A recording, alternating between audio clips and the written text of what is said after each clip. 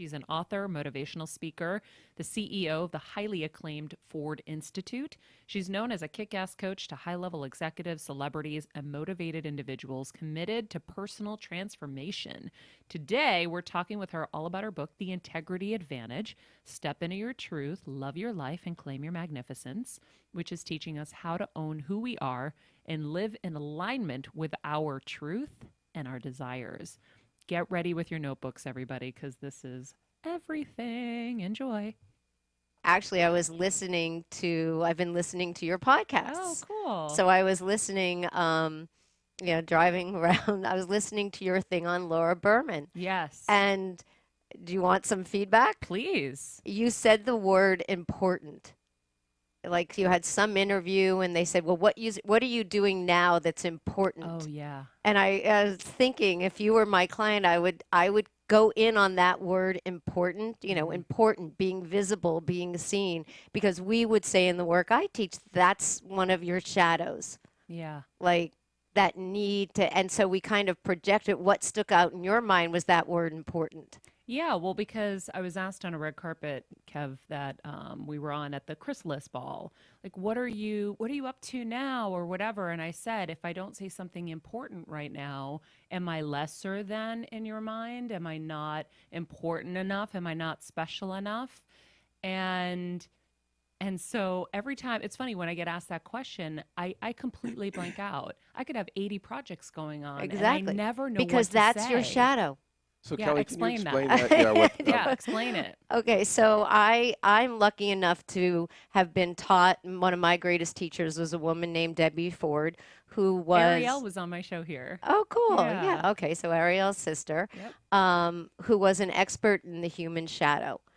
And the shadow are the parts of ourselves that we don't see in ourselves, that we deem as wrong, that we find unacceptable, that we don't believe that we are. Now, there are negative shadows and there are positive shadows.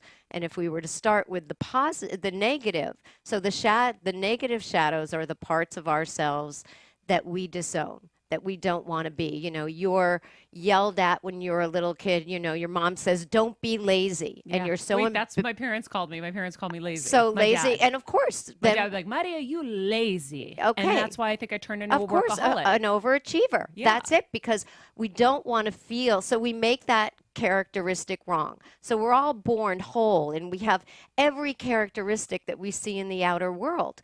But then because of experiences that, we have, or because the messages that we get from our parents or the environment that we grow up in, we start whittling away at parts of ourselves and really kind of diminishing our sense of self. So all of a sudden, instead of being whole, okay, can't be lazy, can't be greedy. My mother used to say, don't be spoiled. Who are you? Who do you think you are? Famous parents' last words.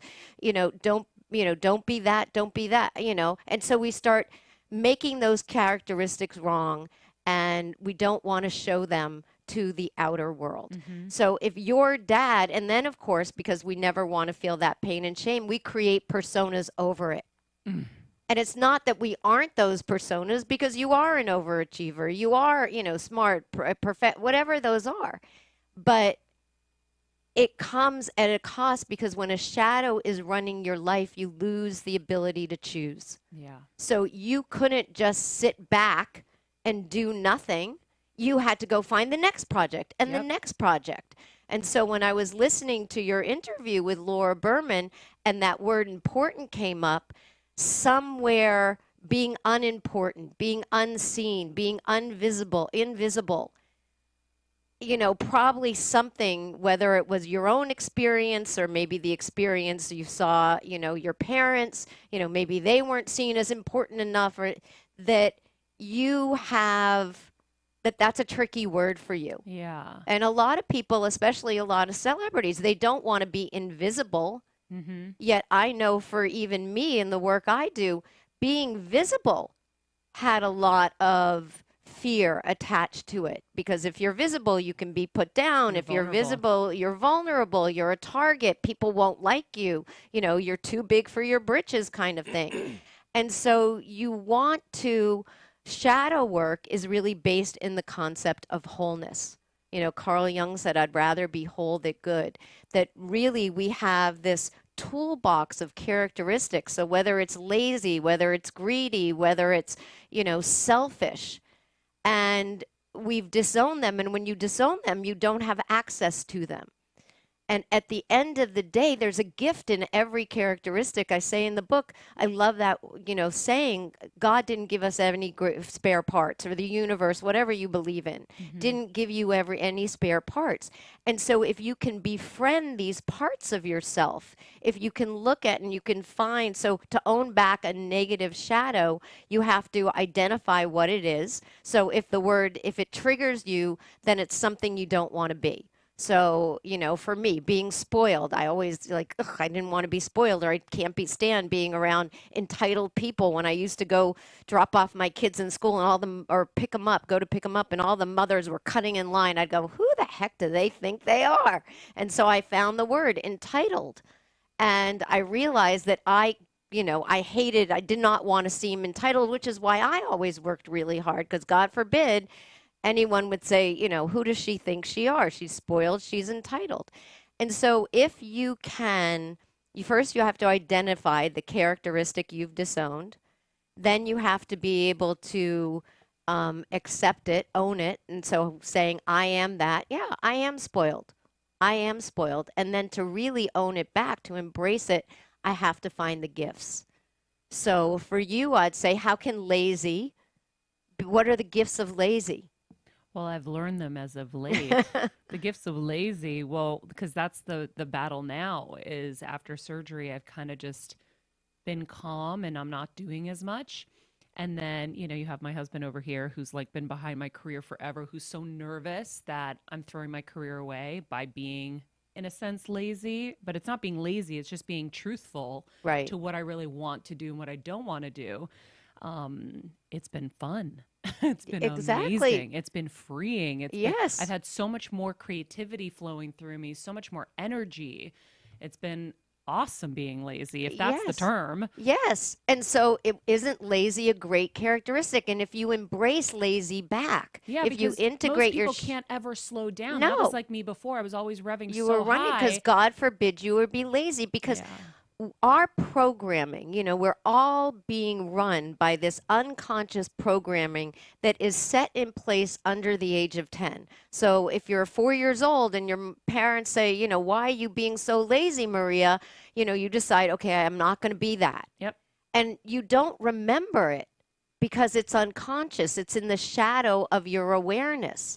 But it is driving your life, and you don't have choice. Someone comes to you, here's another project. Oh, of course I'll do it. Here's another red car. Oh, of course I'll do it. And you lose your ability to choose because you just have to prove to yourself and the world, I'm not lazy. Oh my God, we spend our whole lives just trying to prove to everybody. It's exhausting, isn't it? Of course. And to be what everybody else wants us to be. Exactly. We're shooting on ourselves. Yeah.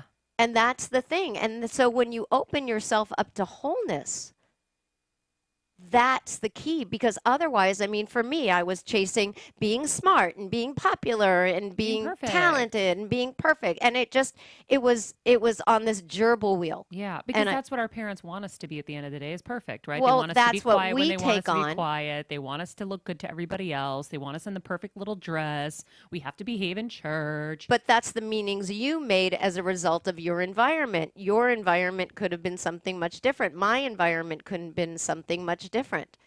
And so, yes, because our shadows are formed by the experiences that we, you know, encounter. You know, like if I'm a kid in school and I get up to read and, you know, I'm in, let's say, 8 years old and I stutter. And this actually happened to me. I was terrible. We used to have reading out loud. I don't know if of course. I remember the poor kids that had a hard time. I didn't have a hard time with it, but I remember how hard it was. And I would stutter and stammer.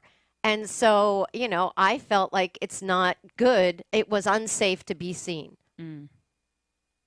And so I dimmed down my light. And then the other thing, of course, we have light shadows. So lots of us get messages or make these positive traits wrong. Who are we to be magnificent? Who are we to Yes. be brilliant? How many times were you made fun of because you were the smart girl or you were the pretty girl? Oh, I made myself stupid. I was in advanced honors classes, and just to fit in, I made sure that I got out of all of them because it was a problem. I remember my mom telling me I would come home crying like, "Why are they being so mean?" Whatever. And my mom said, Maria, they're just jealous. Don't What? give them a reason to be jealous." So I Right. used to go to school like not showered, in sweats, looking as ugly as I could. My freshman year, I tried. I remember like trying to be pretty, and it got me into so much trouble. Right. And then after that, I was like, I had to dim my light to survive. And that was Exactly. my like baseline. Yeah, and what you made that sentence mean from your mother, don't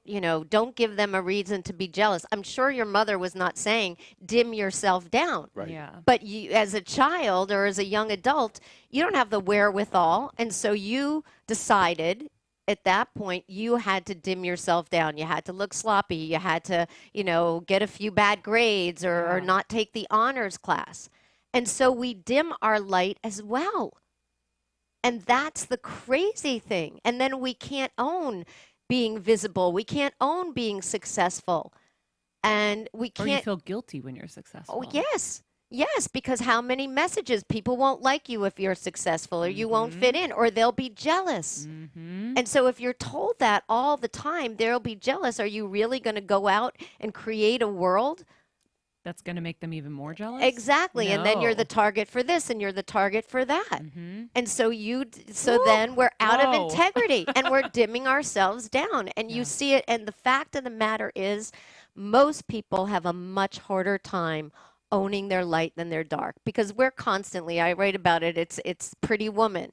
When Richard Gere says to Julia Roberts, you could be so much more. And she turns around and says, yeah, but the bad stuff is easier to accept. So we've been telling us, we all have this monkey mind that's been on a constant basis that's saying, you're not good enough, you're not smart enough, you're not pretty enough, you're not successful enough, you're not this enough. We're so used to that choir of condemnation and criticism that's easy to believe. Someone tells me you're not good enough, I'm like, or you're too fat. Like, okay, fine. I've been telling myself that for 58 years now. But if someone says to you, you're fabulous, you're magnificent, you're gorgeous, what do? You deflect with humor? I cry. Most of us can't take a compliment. Yeah. If someone says, I like your outfit, oh, I just got it at, over there, I threw it together. We have to dumb ourselves down instead of just saying thank you. Yeah. Yeah. It's funny, the important thing. I wonder if it's because when I was really young, my parents were janitors in nightclubs. And I remember vividly, and I remembered it when I was reading this book, which, by the way, the book is unbelievable. I read through it in just a few hours yesterday What's the title by of the the book? pool, The Integrity Advantage. And I thought I knew what integrity was, but I only knew part one. I didn't know Yes. part two. And we'll get to that in the interview. But I remembered while I was reading this how I used to lie when I was little about what my parents did for a living because I was so embarrassed Yes. because it wasn't important Important. enough. I knew it because I knew your story.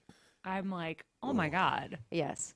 And so, I used to and be look like, oh, what my parents own a nightclub. I made it that they own the nightclub because I was so embarrassed. exactly, because as a little kid, what do we want to fit in? We want, Everybody's parents were yeah. something cool. yeah, and your parents, and so you made it mean unimportant. And isn't that the gift of unimportant? Look what you've created in your life. Yeah, Look how you've served others. Look what you're doing. totally. No, Kevin's always said that was the greatest gift is that my parents Yes. brought us to work and that we learned, the value of hard work and Working as a family. working as a family. Yeah. Yeah. Crazy. But that shadow of unimportant as a result of your parents' occupation and your being embarrassed as a kid, Mm-hmm. look how that has, and even now giving yourself the time off. Yep. Because what if you get out of the game? So No. you probably have the same Yes. shadows. Yes. Totally. Because our partners are I- our mirrors. 100%. And I have it on her behalf. Yes, because it's yours. Yes. It's yours. It'll You be his spot it, personal you got failure it. if I fail. Of course, because, that's his thing. Yeah. Yeah. And so, I'm literally taking notes. That's why I'm just being quiet. Yeah. And I No. think that was one of the things when I was reading this that I realized is there's a little guilt and a little unease that I still feel by living my truth because he keeps saying, I know you better than you.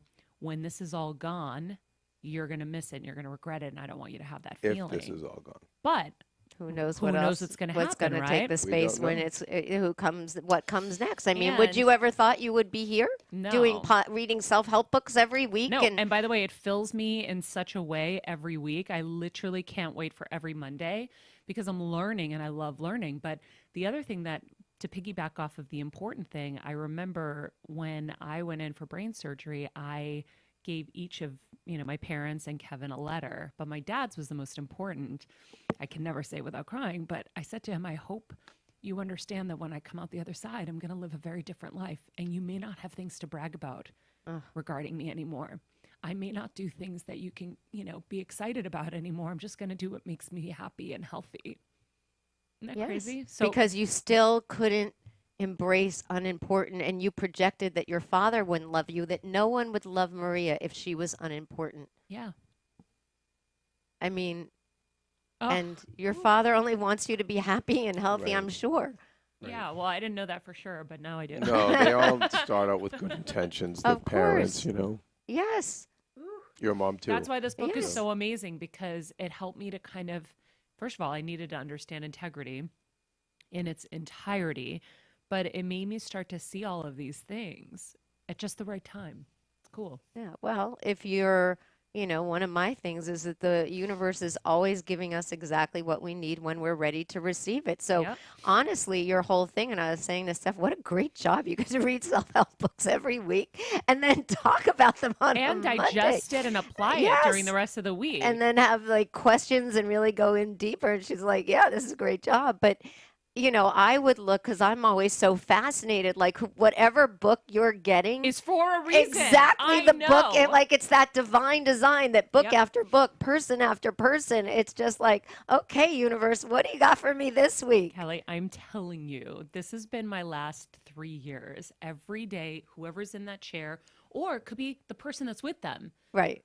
It's like the message has to come through somewhere, and it's been such an incredible journey. I'm so grateful and so blessed for it. I want to explain to people before we move any further the definition of integrity, the full definition. My definition of Yes. integrity. So my Yes. definition of integrity is owning all of who you are and living in alignment with your greatest truths and grandest desires.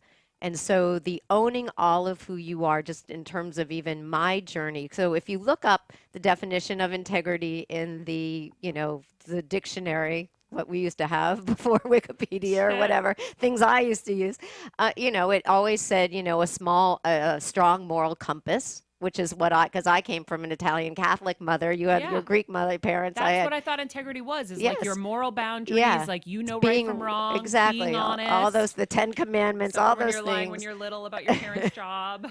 Yeah, exactly. So I always thought it was that right and wrong thing. And then one day I was teaching a workshop, doing a shadow workshop, and one of the students actually said to me, because we were talking about integrity and being in your truth and being in integrity as you coach, and one of the students said, I looked up integrity and it meant wholeness. And that blew me away. Like, oh my gosh. But then I realized, so the first part of my definitioning, owning all of who you are, is owning back all of your characteristics. Because I truly believe that the outer world is a reflection of our inner world.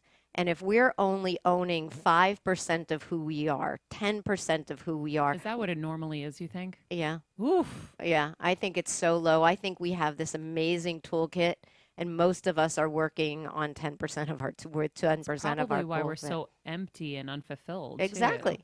Exactly. And tired, because if you have it's to exhausting. if you have to keep shushing and disowning those parts, It's hard to keep them in the closet. Huh. And that's why so many people are passive aggressive. Let's be real. Because it's like a beach ball. You push it down, push it down, push it down. And all of a sudden, because you can't push it down anymore, it comes up and it hits you in the face and it splashes on everyone around you. So all those parts of ourselves that we're trying to put, look how many people try to push down their anger, try to push down their anger, try to put, oh, I'm so nice, I'm so sweet, everything's fine. And then, they explode. Yeah. And it's because they're trying to push it down. So wholeness, doing shadow work was a huge part of my journey, to be able to say, yeah, I'm a bitch and I'm the nicest person I know. I am, generous and I am greedy. I am selfish and I am selfless.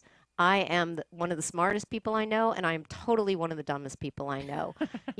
I am visible and invisible, and all those things, and knowing that if I have befriended all of them, when I need to be lazy, I can pull it out of my toolbox and just watch Hallmark movies all Sunday and be the happiest person, And so I have access to it. It doesn't mean that just because I embrace it, it's going to flood over my life and I'm just going to be sitting on the couch all day doing nothing day after day after day. Which is a fear. Well, that's what they think. Oh my God, if I embrace a characteristic, if I embrace selfish, am I going to become like this monster? Exactly.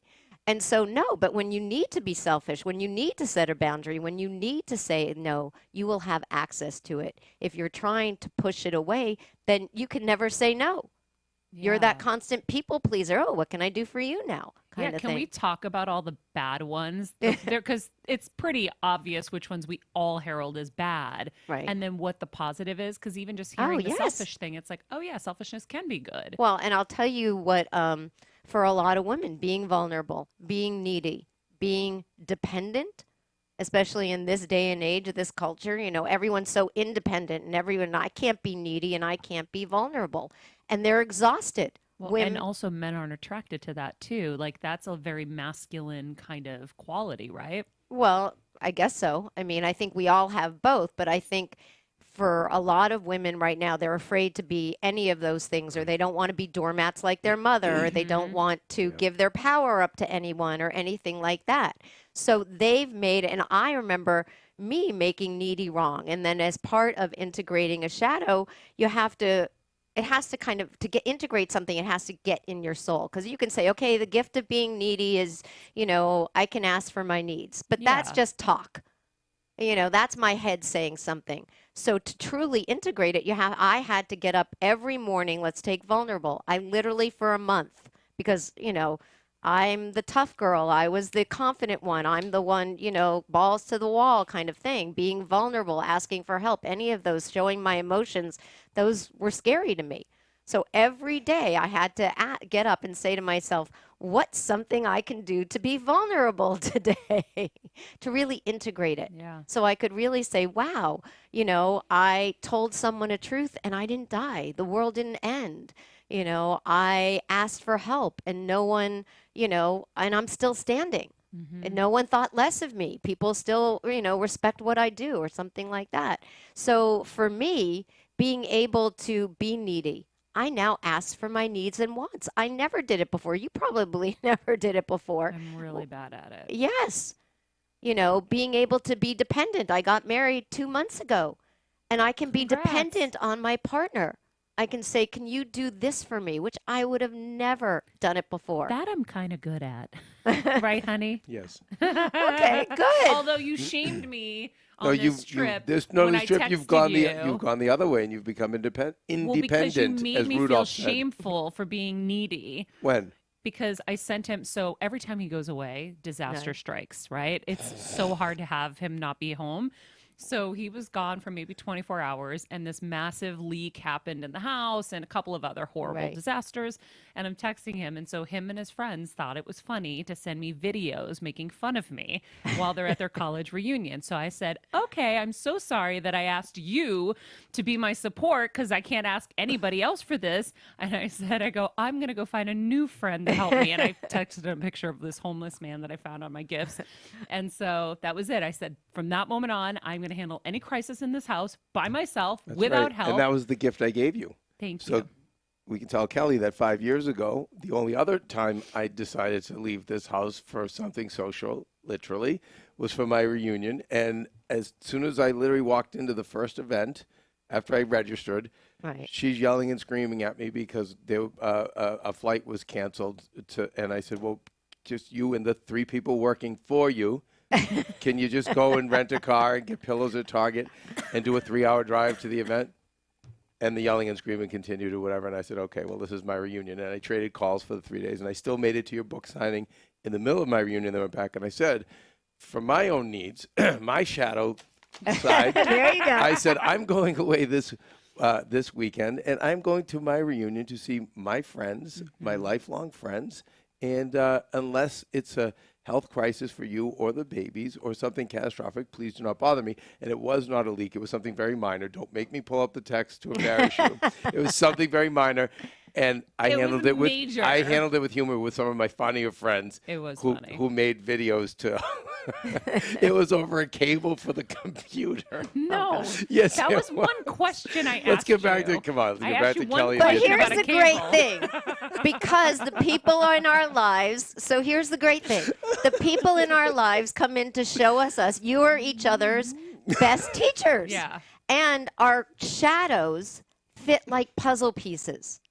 So it makes sense that two people who have, stuff in the space with their area, with the whole thing about being needy, would come together, because there's something about asking, but then also something about you meeting your needs, but also wanting to be there for, I so do. she asks for her needs, yet you have to stand in your neediness and it's what your needs. And so for both of you to be able to fill up your own cups as well, and then be able to be there for the other person, and for you not to feel abandoned, because I see it all the I felt time. abandoned. Well, because Over here's the computer thing. cable. The person, like with, you see it with couples all the time. With the person with the fear of abandonment will always meet the person with the fear of commitment.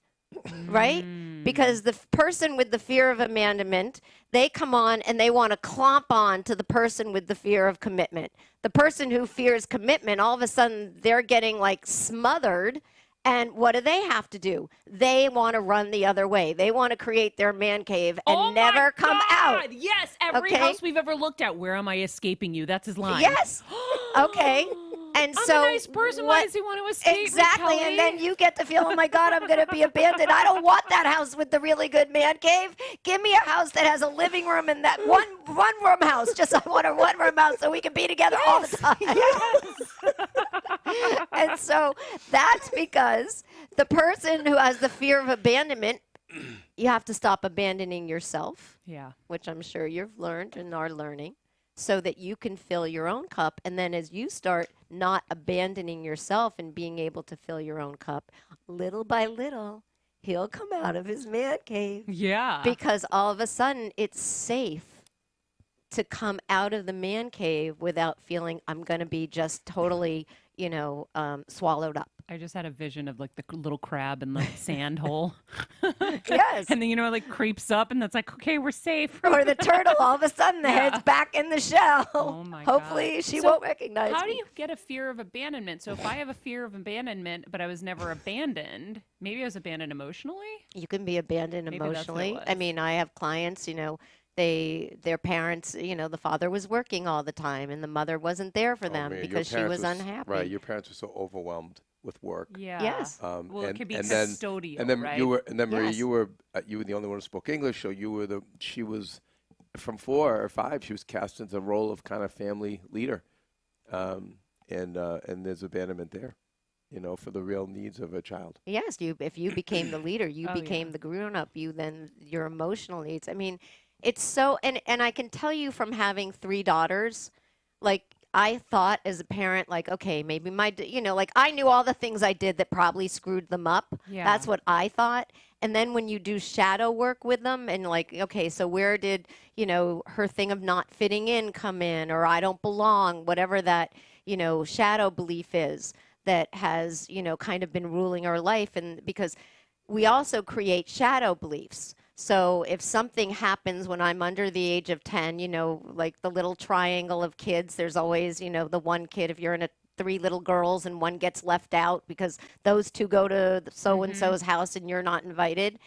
And so as a result of an event that happens, you create a meaning. So maybe it's I don't belong, or I'm not good enough, or any of those, or the world is unfair. There are the haves and the have-nots. You can be told things from your parents that then go and seep into your consciousness.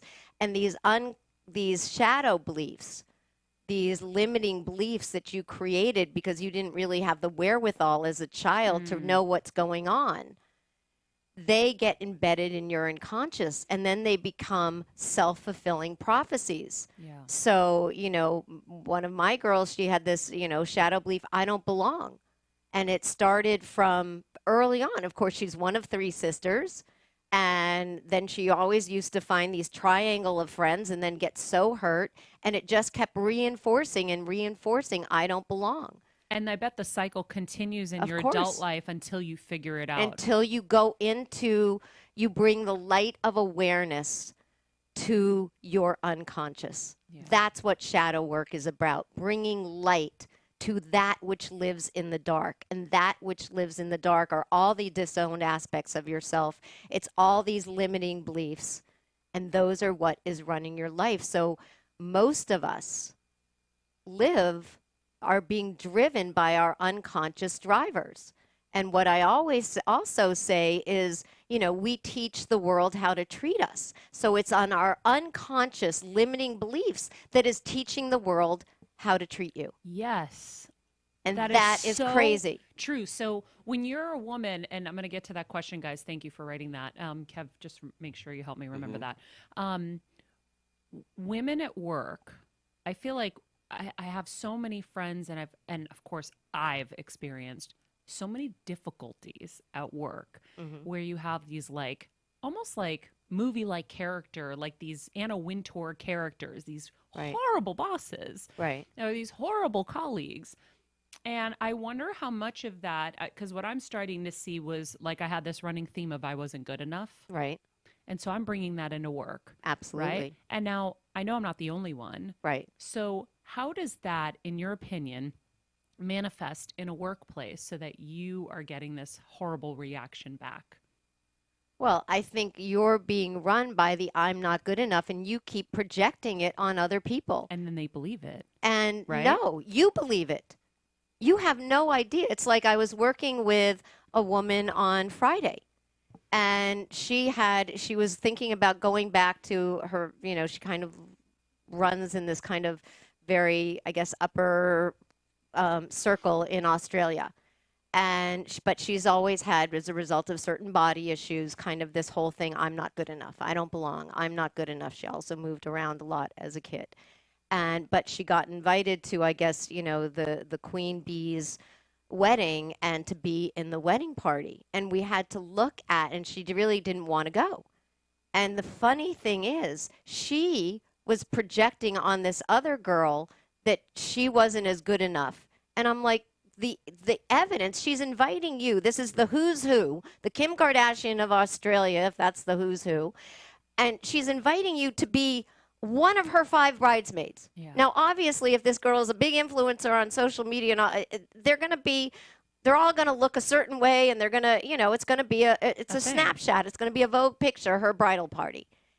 And so she's projecting on her friend her belief that she doesn't belong. Obviously, her friend thinks she belongs. Yeah. That's why she's invited her, given her the honor of being in her bridal party. And so you're projecting on everybody your belief, I don't belong, or I'm not good enough. And that is the number one. However that looks, that basically everyone out there. And that's the thing, if you understand humanity, everyone out there is walking around with the I'm not enough. Mm-hmm. Whatever, I'm not smart enough, good enough, just plain not enough. And isn't it funny that the number one reality show, and I don't mean to pick on the Kardashians, but Keeping Up With, it's the perfect shadow title because we're all coming from a place of lack, and it tapped into lack, all of our feelings of not enough. And that's why we all want to keep up. It's a brilliant, I don't think they had a shadow expert pick their title. Yeah. I think they went with K's, but it's brilliant. Yeah. Wow. That's a lot. I feel like, yeah, you're right. Everybody really does kind of come at it from that angle, right? Whether they're at work or in their relationship. And you end up being that gerbil in the wheel that's still always trying to prove yourself. I think right now it seems like it's harder for women because Maria, is working on a book now, and it's all the stuff you're saying. It just a lot of guys like, yes, we do have these issues as well, but I feel like with women, you know, There's just more to what we have to well, do. I think because, you know, it seems like you play by the rules, and if you do in the system that's currently set up, or the rules that you've put into your mind, you end up, you know, probably getting sick, you know, and then you play by the rules of the system, the rules again that you were brought up to believe were the rules, and you can't take it and you quit, you know, when you're trying to fulfill your dream. And then there's that third option of, well, I'm just going to become vicious and cruel. I'll become, you know, and you see the women who take on the characteristics of the men, and they're the worst bosses than the, you know, and what is that? We've been asking ourselves, like, what's that next option? And I think that's what you're To offering. become that which you want to, you know, to really become and stand in that. You know, for me, it's about, you know, surrounding yourself with being the person you want to be, leading by example. And that's what I think we need as women, more people who will stand in their truth. I mean, I think one of my gifts as a workshop leader is that I'm able to just put my humanity out there. Yeah. And because once you open the door for people to be honest, I mean, that's what you do every week. You open the door for people to embrace their humanity and just be honest. And that's, you know, going back to my definition of integrity, living in our deepest truth. And the fact of the matter is, if you were the one who shattered kind of everyone try, even in a workplace, you know, and you opened up the conversation about how we all are insecure and we all feel not good enough, that would be the great leveling. And so for me, one of my, you know, integrity protection, who do I want to be in this situation? And I think if more and more people can stand in who do I want to be and then create that culture, that's going to be the role model. Yeah. Because I think we're all dying for it. There was something, we are dying for it. And I'm pretty sure it was in this book where you had an example. I loved all your examples in here because it helps you understand. Right. Some of this is a little heady, it's a Yes. little complicated. So you need something to ground you Exactly. in. Oh, You have okay, to I see get yourself in that. that. And that's why I bring up examples from my life so that whoever's sharing those can see their path really easily. But there was an example in here about a woman at work who kept keeping quiet in these moments where she wanted to tell the truth or she wanted to say the truth, and she kept being quiet. So what is your advice for someone in that situation? Because if you stand up, like there are moments where I usually will bite my tongue and then I'll tell my agent later, and then he'll figure out a way to finesse it and say it to people, because people you can't handle the truth. Right. If I am in a meeting Right. and I tell you what I really feel, which I've now done since surgery. Right. So there was And a how's show. it worked? It's been great for me, at least. I was in a meeting once where this network wanted me to host the show, and I had such a visceral reaction to the video they showed me. It was such an exploitive show about people's lives. I won't get any deeper than that. And I thought I was going to vomit. And I literally was like, I can't do this. I can't do this. I can't do this. And it just happened. I'm like, I cannot do this. Oh my God, this is horrible. And I just started being super raw about it. And I offered them solutions on how to soften it and do it a little differently. And then, of course, they wanted me more. And I was like, no, this is not right for me. Or recently, this producer brought up this show idea. And I said, okay, so what's your goal with this? Because you're creating two different shows here, and this doesn't make a lot of sense for me. Maybe I'm missing something. Normally, I wouldn't have those conversations with them, but I am. And it actually has been so rewarding for me because I get to speak my truth. Exactly. Biting your tongue sucks. Well, that's what I say. Every time you bite your tongue, you swallow your integrity. And when we are out of integrity, we are never going to feel happy. Yeah. It just is, because we know inside. So Inside of us, we know. So is it if they can't handle the truth, then it wasn't right for you? No. If you admit your truth and it doesn't work for them, then it's better for everybody. Yeah. That's I mean, what I you thought. just stand in But your it's truth. nice You're not making them wrong. You're saying it's not right for me. And that's what integrity is. Really checking in, is this right for me? You know, there are shows I can't believe people are watching them. But They are. So it's right for them. Right. Fabulous. Because there is no right or wrong. It's what's right for you. Yeah. And I think that's what we have That's a to great keep quote. checking in on. And this isn't about being perfect. You know, people think integrity, a lofty goal, you know, it's not so sexy. But no, it's not about perfection. It's about what's being perfect for you in that this time in your life. And you had to do that in a big way with your marriage, and you talk all about that in here as Right. well. So for women out there who are scared to speak their truth even in their relationships, so we've done work, Right. and whether it's a friendship or a relationship, what is your advice to them? I think it's really, first you have to do your own work about it. I mean, the thing is, we're all projection machines. We're all projecting and judging and, you know, pointing our finger at everybody else and not looking at the three fingers pointed back at us. So I am constantly doing my work. I look at disowned qualities, whether they're light or dark. It's like this great treasure map. Like if I find something in you that triggers me, I'm like, great. This is a part of me that I need to own. That's the if you got it. If you spot it, you got it. Yeah. So I'm always. Is that true across the board? Yes, because I find it so hard. This is how you find your disowned qualities. So with negative ones, they trigger you, like the women I was talking about that I go, oh my God, they're so entitled. And with positive, with your light that you need to own back, they affect you in that you're in awe. You're in awe. So my great example was I was in New York. I think I had just gotten an agent for my book. And I took one of my daughters lives in New York, and we went to Hamilton. This was years ago, right? And I had no idea what it was. Everyone just said you had to go to Hamilton. So, okay, I go to Hamilton. We get tickets. We go to a matinee.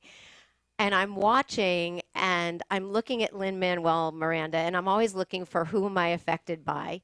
And I was just in awe. The fact that, you know, he wrote it, and he created it, and he was starring in it, and his presence on stage. I was like, and so all of a sudden I start doing shadow work in the middle of Hamilton. Like, what is it about this man that literally has me standing here and with my mouth open, because I know this is my evolutionary leap. Like, if I can find the trait in him, because now I've just gotten book deal. So I know it's the universe. It's like you with your books every week. I know it's the universe serving up for me an experience of some trait I need to own so I can take my next evolutionary leap. So I'm sitting there in Hamilton, and what is he? Is he creative? Is he smart? And I'm like, no, not enough. No, not enough. Work through that one. Own that one. Own that. All of a sudden, I got that he was a genius downloader.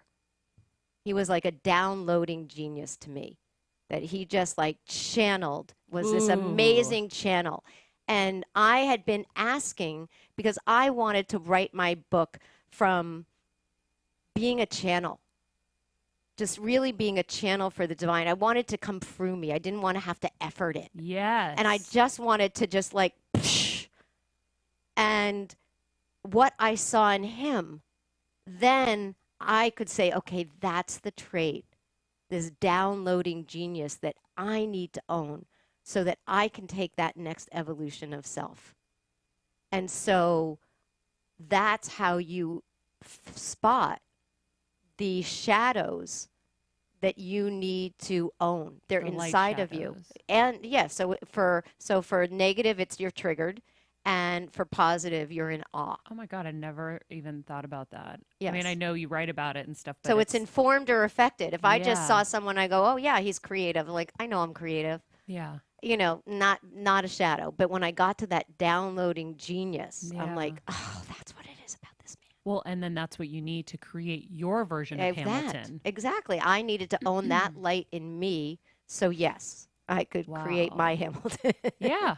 What's our Hamilton? Which you did. Your book is so marked up in here, highlighted, notes. I mean, I'm never going to get to all of them, even if I try. It But- seems like the first step is identifying your shadow self, those characteristics. How do we do that if we don't have you? I mean, we have the book, which is great. Because Yep. you walk around in life and you go, am I informed or affected? So let's say I'm sitting in a restaurant and someone's doing a behavior that I'm going, oh, that's disgusting.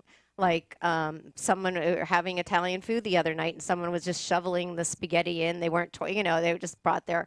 And so I would sit there and I would go, okay, what's that trait? Now, maybe you would look at that trait. What would you look at if you saw someone and you were affected by their behavior? Let's say shoveling in spaghetti, bringing their thing. Would Or that when they chew with their mouth open. Okay, so what kind of person chews with their mouth open? Someone sloppy. Sloppy. So you need to integrate sloppy. How are you with being sloppy? Oh, I hate it. Exactly. Well, maybe I don't hate it. Maybe I just was told it's You can't a terrible be. thing. Yes, you I were am good at being sloppy, I guess. Well, I just that's fight it. Exactly. Shit. Oh But- my God. So sloppy is one of your shadows. Now, I might look at that person and say they're disrespectful because that's what I need to own. So we're all looking at the same thing. And what are we looking at? Ourselves.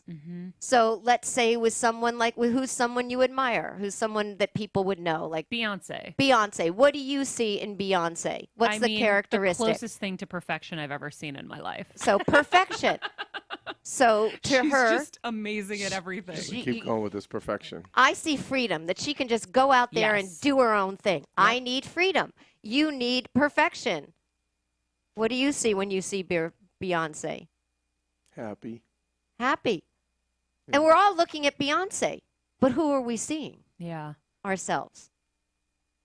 So I would start going, okay, what can I do to be more free today? You know, what would he would be? What can I do to be happy today? What can I do to be perfect today? Well, we don't want to be perfect. Well, But for whatever me, that what perfect what it means is she's able to do everything on such a But high level. You said informed or infected, so I want to understand this. So could the seeing her as perfection be an infection to Maria? You know, Are you? Well, she's not triggered by it. So if you, I'm there's in awe of her. there's something in, and I would drill down more to the perfection. Like, what is it about her that you see as perfect? There's something about her that you see as perfect. Well, I just saw her documentary and I was so inspired. Yeah, I by loved it. her documentary. Yeah. Even though it was just her concert, it was just so Do you cool think- to see how hard she worked. Well, do you think she can juggle a lot, Maria? No, not No? that she can juggle a lot. Precise. She is precise and she's very focused on one thing. So she nails that one thing. There Okay. you go. So focus. There it is, because you have a lot going on. Yeah, I like So- focusing on one And thing. you've never really been able And- to focus on one thing. Exactly. So you love the fact that she's focused. Yes, because think about all Right. the happiest different. moments I've ever had were when I got to focus on one thing. Well, I'm even always your so spread sickness. out. I mean, like it's when I lead a workshop, one of the great things about leading a workshop is the singularity. All I need to do is be in that workshop for the weekend. Yes. And I close everything, It's my amazing, family right? knows this. And so there's so few times where we allow ourselves to be in the singularity of one thing. Just focus on one thing. Yeah. And probably, I would assume, and I don't mean to hijack your No, your go illness, for it. but probably when you need to heal, that was Amazing. you got the singularity Yeah. of just focusing on your healing. I'm not sure how that worked because of your mother, but Yeah. Well, I focused on it for a while. I was able to, she was good. Kevin kind of had her right. as well. And And she was doing better at that point. So, And so you know that that's especially as you're starting to, I guess what I'm gathering, like what's my next thing, or what am I going to do to be important this week? yeah. To just be able to focus on what's important to you on this part of my career and that part of the career. And I went, oh my God, I have commitment issues. God, All that multitasking, because underneath it, if we picked any one thing, maybe the wrong thing. what if we fail? What You if need the we backup failed? plans. Then we can, we're like hedging our bet. Yes. Yes. I grew up and I remember saying, okay, I'm going to study journalism, but I'm also going to act. I'm also going to do all these other things. And then if I'm really bad at one, or if I fail at one, then I'll Right. have the other. And so I worked so hard on creating this, kind of, Triple, quadruple threat. yeah, it was almost like a spider web. You're checking in with here. Am I doing it because, someone I should be doing it, or someone expects me to do it, or doing it because it's something I want to do? Just me. That it just lights me up. Yep. Totally just Yeah. lights me up, like on a whole other level. Steven, you got a question? I do. I want to know, how do you bounce back though?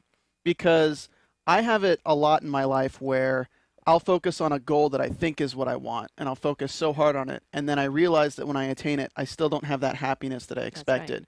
So how do I bounce back from catering to a shadow self for so long and not knowing how to identify the things that are what I want?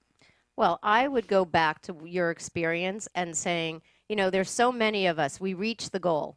And then for like 2 days, we write the book, we publish the book, we achieve whatever that goal is. We get the raise, we find the guy, we get married. And then 2 days later, we're like, now what? Yeah. And so it's not the goal. It's the characteristics. It goes back to the feeling, right? The feeling. And it goes back to the character. Successful. I would be happy. It's not the thing. That's why so many of us, we get the car and then it's like, okay, what's the next car? We get the degree. And what's the next degree? What's the next course I'm taking? What's the next certification I'm going to take? And so I would say to you, Stephen, it's what's the characteristic? Because the characteristic is the shadow and it's already inside of you. You just disowned it at a time. And now you are ready to own it back. So whatever your goal is, what kind of person would achieve that goal? A successful person. So you need to own successful. Because otherwise you're going to keep going to the next thing and the next thing and the next thing so you can feel successful. There's nothing in your outer world that's going to No. And it doesn't 300 matter. people who work for him solely. Exactly. And it doesn't matter what your resume says. Right. Because you're not owning it inside of you that you are successful. How do you own it then? Well, you have to start by knowing that is you. It's in you. It's just something you disown. So he has to look at his relationship with successful. What did you learn about successful as a kid? That's the thing is like I have this preconceived image of it, and it's based on imagery of like whether it's materials, whether it's monetary materials, or whether it's an image of a lifestyle, which is unrealistic. And what were you told about that lifestyle? Did you have that lifestyle growing up? I didn't. Were there the haves and the have-nots, and you were the have-not? I think I focused on what I didn't have as opposed to what I did have. So his thing is he said it's unrealistic. It's unrealistic. So he totally doesn't believe realistic. It's unsuccessful. Right. So wherever you brought up that success is not for me, success is not mine. Right. I'll never be that. Got it. You have to look at, or maybe as a kid you were, punished because you didn't get a great grade. You were unsuccessful. Or your father had money and lost it and was unsuccessful. You need to look at your relationship with unsuccessful as well as successful. Well, I know that like my grandfather was the person I looked up to most, and he was very much like me where he would take opportunities and big opportunities. And throughout my childhood, we've had 3 huge opportunities that after 6 years fell through the cracks and didn't happen. So you had, your whole thing is about being unsuccessful, or nothing lasts forever. Yeah. Or you might devote yourself to something and then it's not going to materialize. So it's all in that dark that you never can be successful enough. Because look at what your grandfather did. He'd make it, he'd lose it. He'd make it, he'd lose it. So you internalize that, and it's never enough, or you'll never make it, or you're not good enough. Or nothing lasts forever, or success is fleeting. Even a belief like success is fleeting. So how can I begin to change? You want to start looking at, I am successful. Right. Affirmations. I am successful. And he is. Well, you Like, start at where you're at, right? Yeah. So wherever you're at, even if you don't have what the outward visions of success are, you don't have a fancy car or whatever, it's like, okay, I have a brand new car. And I'm able to make my car payments. And I do have a staff that works underneath me. And I have, good relationships. You start with what you have, right? And you start by owning the feeling and the characteristic. Because if you can own it on the inside, then it'll manifest on the outside. It starts from the inside out. You've been working from the outside in, thinking that the car, the house, the other stuff is the arrival zone. That's fleeting, and it's never enough. You're chasing. You have to start owning that I am successful. How have you been successful? Looking at every day, how was I successful today?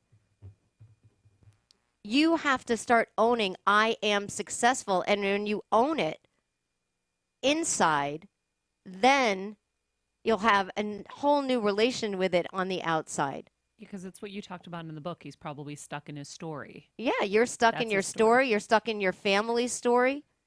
If you had kids, they would be in this whole same thing, that success is fleeting, or there's no such thing as success. Wow. Yeah. And that's a shadow belief that you want to, when you have a shadow belief, you want to uncover the belief.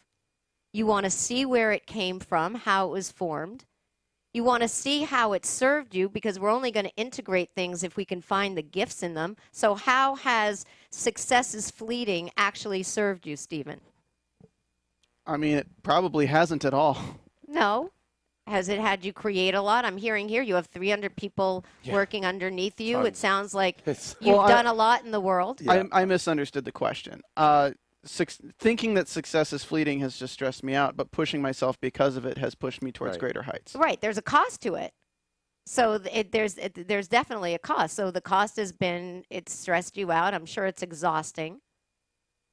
But now, see, this is the thing. If we have unconscious beliefs running our life, if we can do shadow work and bring the unconscious to the conscious, and then we can change a disempowering belief with an empowering belief and code our consciousness now with empowering beliefs that serve our highest, then we're like rewiring our programming. So what's a new empowering belief that you can code your consciousness with, every cell in your body, that will replace the old belief success is fleeting? Would it be something like I'm already successful, or would it be something like, I don't know, I'm kind of... Well, you want to play with it, like, success can last forever. So for me with love, let's take it, because, in the book I write about relationships, and I had a shadow belief, or we'll do something else. When I was a young kid, I'll tell you how it works. When I was a young kid, I remember being in Puerto Rico with my father, and I went, and we weren't allowed to ever have sweets because I had a mother. Her version of success was outer beauty. And so we were never allowed to have sweets. And my father let us get an ice cream cone. And I ordered an ice cream cone, and my father said, if you eat that, you'll be roly and poly. So there's this 8-year little girl all about to eat her ice cream cone, and all of a sudden she just, the joy diminishes, because all of a sudden, oh God, the fat thing comes up, right? And so I remembered, through doing this work, I made that situation mean I cannot have what I want. I will never have what I want. And life will disappoint me. Those were my 2 shadow beliefs, right? And if I look at my life, even though my resume looks great, I realized I always went for what I thought I could get, not necessarily what I want. So even when I applied to schools, I went to Brown, I wanted to go to Harvard, but I got, or I would go for that guy because I knew he liked me instead of maybe the guy I had a crush on.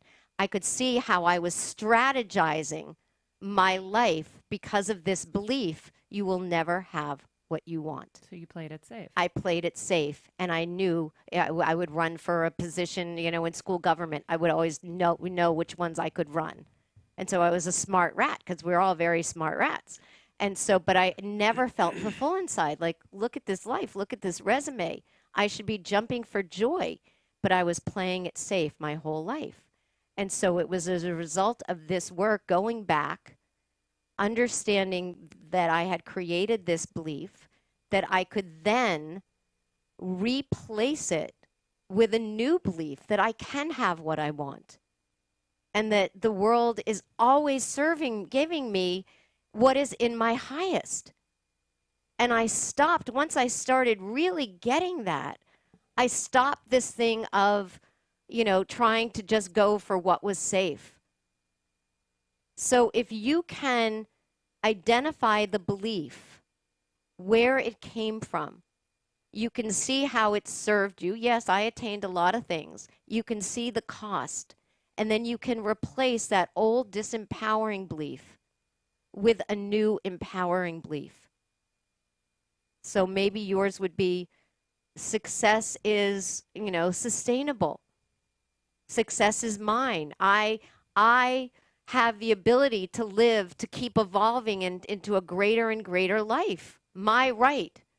Everything is happening as it should. Yeah, I am deserving of having an amazing, fabulous, kick-ass life with abundant success. I mean, do something that really is going to yes. I really like the I am deserving. I think that's what I really have to nail home. Well, and deserving is a big thing for a lot of us. We just don't feel deserving enough to have it. And so some of us work over it. You couldn't own your beauty or your brains because, you didn't feel deserving of just going out there and being all you could be. Yeah. And who are you not to be all you can be? The world needs you to be all you can be. And look what you're doing with it, all of you. It's amazing. Thank you. Thank you. Oh, I have two more I want to get to, even though I normally would wrap it right now. But we didn't talk about integrity snatchers. No. And I think that's so important. And I also really loved shoulding. So Yeah. if we can get to those, that would be Well, amazing. the integrity snatchers are the things that whittle away our integrity. So number one, fear. Number one is shame, actually, in the book. Number one is shame. So something happens when we're young, and we make it mean, I'm not good enough. And then as a result of our shame, which makes us out of integrity, because like you didn't believe you were important, or you didn't want to be unimportant. So then you get out of integrity just doing and trying to be this beacon of perfection. And it's just exhausting. Mm-hmm. So shame is, kind of it's the most painful trait. And we're all just walking around so covered with shame. We believe we are our shame. It's not just I feel shame about that. It's I am shame. So shame, and as a result of our shame, I am that, creates our shadow. I don't want to be that. So we then disown it. Build the wall. Yeah, we build the wall, we build the persona, which then creates fear, the third integrity snatcher, which God forbid they should find out I'm that. And so I'm going to do everything I can to make sure you don't find out I'm that and, create, all this stuff. So, and then I'm living in fear all the time. And then the stories that we tell ourselves, you mentioned story. Mm-hmm. All our fear creates this story of, I am, I'm to this, I'm to that, I will never be successful, or, I'm not that person, or I am that person. So we have this story of who we are, and it's not our stories are bad or good, but they're limiting.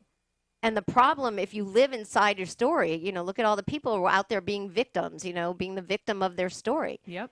It'll always end the same way. Yep. The problem with a story is it always ends the same way. And generally in a story, you cast yourself as the role of a victim. I got screwed. And that's it. Exactly. So you're going to always get screwed. You're going to get screwed in work. You're going to get screwed in jobs. And that you're becomes self-fulfilling prophecy. Exactly, because it's a shadow belief. Our story is just filled up with all the meanings, and they're generally the limiting meanings that we create around the facts of our lives. If you have someone write out their story, which I do with clients, there's maybe like 3 facts, and the rest is just all these negative meanings that they've wrapped around. Like, take someone who gets divorced. The fact is, on such and such a day, I got a divorce. The meaning, what I make it mean, I'll die alone, I'll die broke, I'm screwing up my children, like life is going to be so much harder. Really? My life was terrific, but that was the story I told myself for 1 minute, and then that story, I'm the victim. So it's everything we wrap around the facts. Another one of the integrity snatchers was wanting. For me, this was such a huge one when I realized that wanting is because we want it so badly. Like I wanted the relationship so badly that I kept stepping over all the red flags.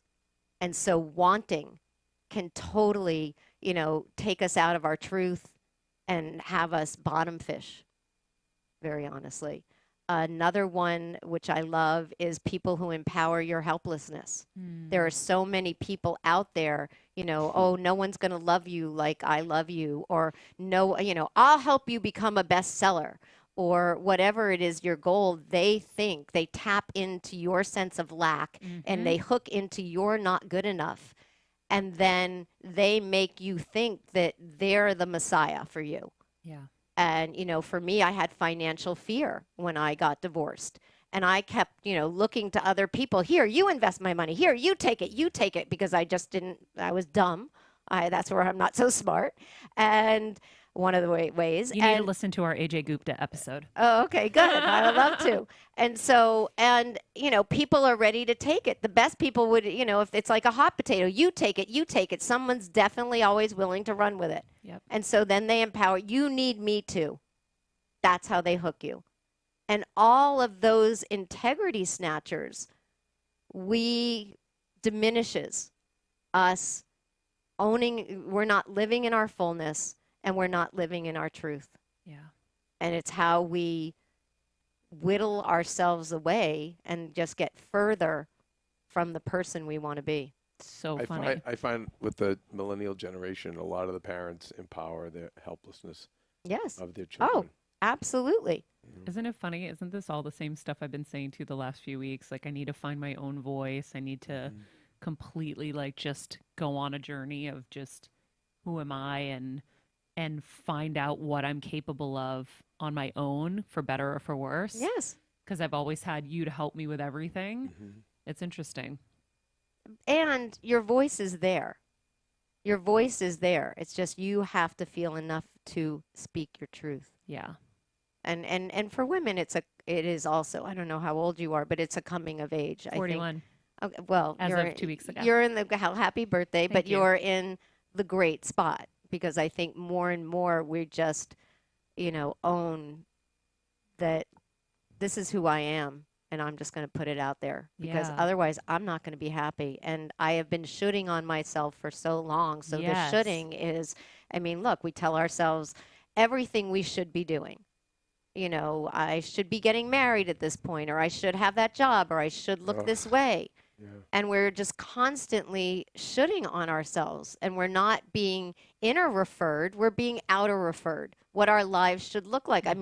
I love the fact that even women today are looking, do I want to have kids? In my book, it was just, you do this, you do that, you do, your to-do list of life, and you just check it off. Go to college, you work, and then you get married, and then you have the kids, and then you have the family, and then you do this, and then you do that. And we're just living by all these kind of made up rules. Yep. That we either made up ourselves or projecting that society is made up for us. And living by those shoulds, you just cut off what's in integrity with your soul. And so we have to really look, because our shoulds will just bring us to a repeat of the past. We'll keep doing what we've been doing, all being that good little girl or boy. And we're not living by our soul's desires anymore. We don't even know to look in. I didn't even know to look. I went to college, and then what I was going to do, go to law school. I didn't even ask myself, what do I want to do? It was just, that next thing on your resume, that next thing on your resume, and then I projected it on my parents. Oh, that's what you do. You go to law school, you become this, you become that. And it was like 3 or 4 things, because I was a woman at that time, that I could go do. And when I asked my mother, she was like, where did you get that? I didn't care if you became a lawyer. Yeah. It was all the stuff I thought I should be doing. Yeah, because that's how the world makes it seem. Like, Or- the world tells you what you should be. Or that's what I made it, That's her perception, Maria. my Remember, perception. I told I'm you- this smart girl, and that's what I should do. I should go to law school. Yeah. That's what you do after college. I should be the smart one who goes to law school. And I think the false interpretations of what our parents have told us, like I told you I had an experience with my dad on his deathbed. You just explained with your mom, Yeah. So we think that that's what they wanted. And your mother was like, no, I didn't care if you were going to be a lawyer. Exactly, Right? because we're projecting our judgment, my Yeah. judgment of I have to prove. I project it on everybody else. Yeah. It's funny. One of the things I say on like different speech circuits I go on, one of the lines that just popped into my head was, just because I can doesn't mean I should. Exactly. And that was my new guiding force after surgery. It's like, Yes. yeah, I could go host all these shows, or I could go do all these things, or yes, I Yes. could write a book, when everybody was saying, write a book, write a book. I'm like, Yes. yeah, but just because I can doesn't mean I should. I'm not ready yet. That it's not right for you at that moment. Yeah. Exactly. And integrity is turning back to what is right for me. Yeah. And that's the thing that I think is the toughest part, is when you get to a place where you see what it is. But like for me, like now, I'll use as an example, I see everybody who's chasing after it and doing a million things. It never felt authentic to me. Mm-hmm. I did it, but now I'm allergic to it. Right. And it's so easy to get caught up and look on Instagram and see people doing the things that you were doing and having this outward Right. success and having, that kind of importantness or whatever.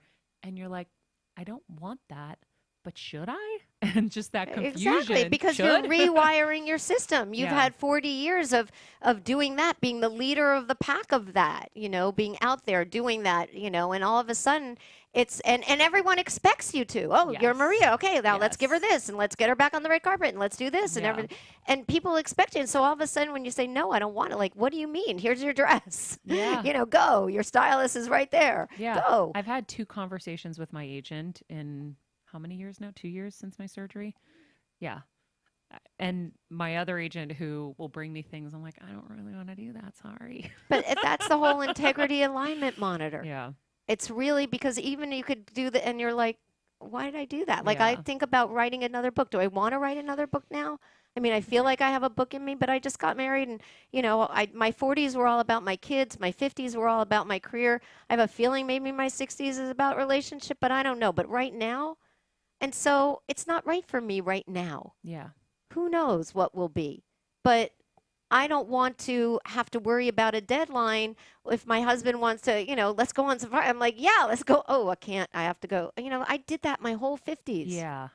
Yeah. So you know what's right for you now. Exactly. And it's hard because because we're all works in progress. And that's the Yeah. good news. Because when I have something like that, so like, who am I going to be today kind of thing? It's okay. There's another layer. People think that, oh my God, I've done so much. I'm done. Like, I've done all the shadow work. No, but there's another layer of healing, of owning that I need to get to. And that's why it's coming up. And I love it because I know kind of with each breakdown is the next breakthrough. Mm-hmm. It's me, the soul is here to evolve. And it's Yep. the next evolution of my soul. So maybe giving up that identity of who Kelley was in her 50s to who she can become in her 60s when she gets there. Yeah. That's amazing. So if people want to dig into this deeper, do they go to the Ford Institute? I mean, where do we go? They can, well, Where do we get you, Kelley? well, and now I'm people like working you? a lot of, because I'm in this reinvention stage. Come to KelleyKosow.com, and I work a lot right now. I've gone back to working with a lot of people one-on-one. And I'm kind of looking at what my schedule in terms of traveling and being on the road, and and always that's going to be because of my change in circumstances and really wanting to do relationship right. Mm-hmm. And be, what's the point of having a relationship if that's easy for me to travel, but I want to be in relationship. Yeah. And so the best thing is to, as I'm going through this, but it's just work on one-on-one. So KelleyKosow.com. Got it. Yeah. But there are workshops for this as well. People can attend, right? Well, we're going to be doing a shadow process workshop, which is, it's revolutionary. It really So is. keep going to the site, pick up the book. Yeah, it'll all be on We're my gonna site. come. Definitely. You want Oh. to go too, of course. We would I'm love it. sure. Yeah. I Yeah. know I would love I it. would love it. Yeah. Yeah. Yeah. Amazing. Thank you so much for your time. Oh, And thank you. oh wait, Steph, do you have a question, Steph? Well, we always finish on the same note. Oh, I always forget the last question. Yes.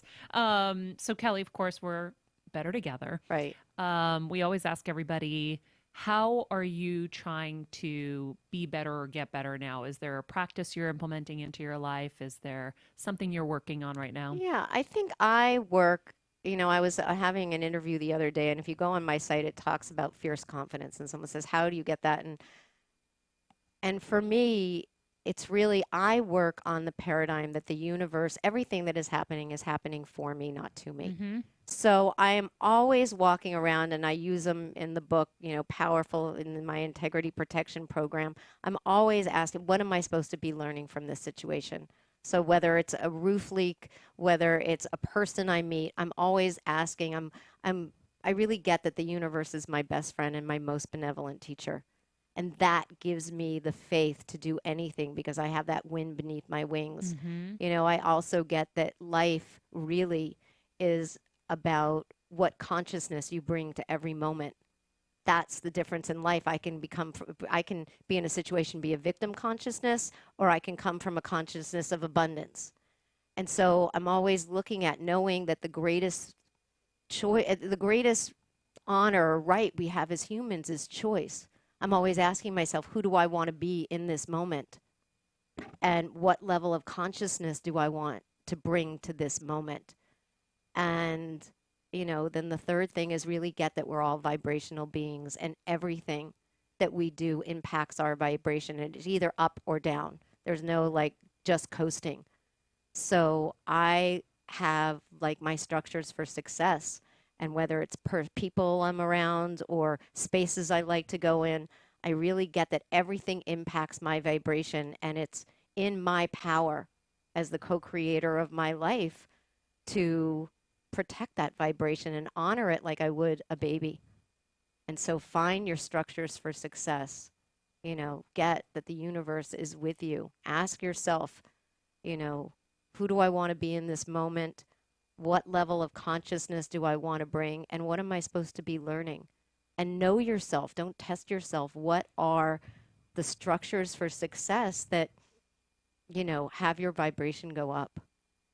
And take it from the inside, not all those shoulds on the outside. I love it. Love, love, love. Wow.